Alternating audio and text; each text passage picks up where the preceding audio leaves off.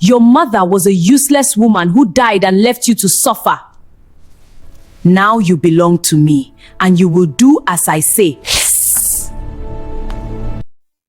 The hospital room smelled of disinfectant and sorrow. Chidi sat beside his wife's bed, holding her thin hand while their 8-year-old daughter, Amara, slept in a plastic chair in the corner. The fluorescent light hummed softly overhead. "Promise me you will take care of our baby," Ngozi whispered, her voice barely audible. Her once bright eyes had dulled over the 3 months since the breast cancer diagnosis. "Don't talk like that. You are going to get better," Chidi said, though he knew the doctors had given up hope 2 weeks ago. Ngozi managed a weak smile. "We both know that's not true. Just promise me."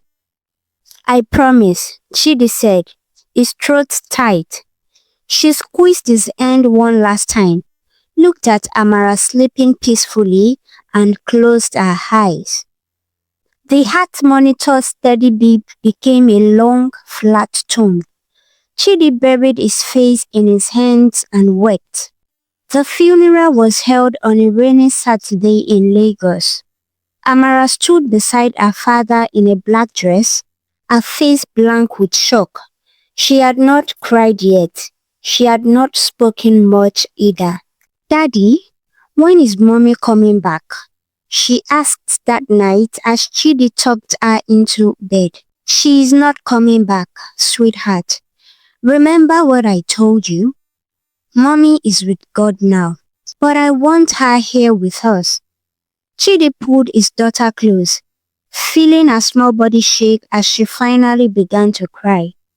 He cried too, feeling completely lost. The months that followed were difficult. Chidi worked as a senior accountant at a bank in Victoria Island. His hours were long, sometimes 12 hours a day. His widowed mother agreed to stay with them to help with Amara, but she was old and often fell sick herself. Mrs. Okafor, their neighbor, would sometimes keep Amara after school until Chidi came home. The child had grown quiet. Her grades were dropping. She refused to eat properly. "Daddy, I miss Mommy," she would say every night. "I miss her too, baby. I miss her too." One evening, Chidi came home to find Amara sitting alone in the dark living room. His mother had been rushed to the hospital with high blood pressure. Mrs. Okafor had left a note saying she had to travel for a family emergency. Amara was only 8 years old, and she had been alone for 4 hours. Chidi's heart broke. This could not continue. His daughter needed proper care, someone who would be there for her. His job was demanding and would not get easier. He needed help. At church the following Sunday, his friend, Pastor Williams, pulled him aside after service. "Brother Chidi, you look exhausted. How are you managing?" "I am trying, Pastor, but it's hard. Very hard. Have you thought about remarrying? A child needs a mother." The suggestion shocked Chidi. It is too soon. Ngozi has only been gone for 8 months. "I understand, but think about Amara. Think about what is best for her." The word stayed with Chidi. He did not want to replace Ngozi. No one could ever replace her. But maybe Pastor Williams was right. Maybe Amara needed a mother figure in her life. 3 months later, Chidi reconnected with Blessing, a woman he had known from university. She worked as a nurse at a private hospital in Ikeja. They met at a mutual friend's birthday party. "Chidi, I heard about Ngozi. I'm so sorry," Blessing said, her face full of sympathy. "Thank you." It's been difficult. They talked for hours that evening. Blessing was warm, friendly, and easy to talk to. She asked about Amara, seemed genuinely concerned about how the girl was coping. You know I love children, Blessing said. I have always wanted to be a mother. They began talking on the phone regularly. Blessing would call to check on them, sometimes bringing food to the house on weekends. Amara seemed to like her at first. Daddy, Auntie Blessing is nice, Amara said after one visit. But she's not like Mommy. Auntie Blessing cares about us. 6 months into their friendship, Chidi began to think seriously about marriage. Blessing had shown nothing but kindness. She was patient with Amara, helped around the house, and seemed to genuinely care for both of them. One evening, he proposed. Blessing said yes immediately, tears of joy in her eyes. I promise I will take care of you and Amara, she said. I will be the best wife and mother I can be. The wedding was small, held at the same church where Chidi and Ngozi had married 13 years earlier. Some family members expressed concern about how quickly he was remarrying, but Chidi convinced himself he was doing the right thing for Amara. His daughter looked uncomfortable in her flower girl dress, but she smiled when Chidi asked if she was happy. Yes, Daddy, she said quietly. The change began 3 days after the wedding.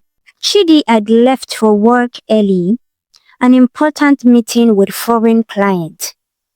Amara was getting ready for school when Blessing walked into her room with a cold expression Amara had never seen before. From today, things will be different in this house, Blessing said. You will wake up at 5 in the morning and sweep the entire house before school. You will wash all the dishes. You will do your homework without making noise. Do you understand? Amara stared at her, confused. But Auntie Blessing, don't call me Auntie. Call me Mommy. You are not my mommy. My mommy is dead. The slap came so fast that Amara did not see it coming. Her cheek burned, and tears filled her eyes. You will call me Mommy, or you will regret it. If you tell your father about this, I will kill you. Do you hear me? I will kill you and make it look like an accident. Amara nodded, too frightened to speak. That evening, when Chidi came home, Blessing was all smiles. She had prepared a delicious dinner of jollof rice and chicken. She hugged Amara warmly in front of Chidi. How was school today, sweetheart? Blessing asked. Amara looked at her father, then at Blessing's smiling face. She remembered the threat. It was fine, she whispered. The pattern continued day after day. When Chidi was home, Blessing was loving and attentive. She helped Amara with her homework, braided her hair, and told her bedtime stories. But the moment Chidi left for work, Blessing transformed into someone else entirely. Amara's chores multiplied. She had to clean the bathroom, mop all the floors, and wash Blessing's clothes, and prepare breakfast before going to school. If anything was not done perfectly, Blessing would eat her with a wooden spoon or pinch her arms where the mark would not show. Your mother was a useless woman who died and left you to suffer. Now you belong to me, and you will do exactly as I say, Blessing would hiss. Amara's school performance got worse. She fell asleep in class. She stopped playing with other children. Our teacher, Mrs. Adeyemi, noticed the change. Amara, is everything okay at home? Mrs. Adeyemi asked one afternoon. Amara wanted to tell her. She wanted to tell someone, but Blessing's threat echoed in her mind. I will kill you. Everything is fine, Ma, Amara said. 4 months into the marriage, Blessing announced she was pregnant. Chidi was overjoyed. This is wonderful news. Amara, you are going to have a little brother or sister. Amara forced a smile, but her heart sank. She knew things would only get worse, and they did. Blessing used her pregnancy as an excuse to make Amara do even more work. I am pregnant and tired. You need to help me more, she would say when Chidi was around, making it sound reasonable.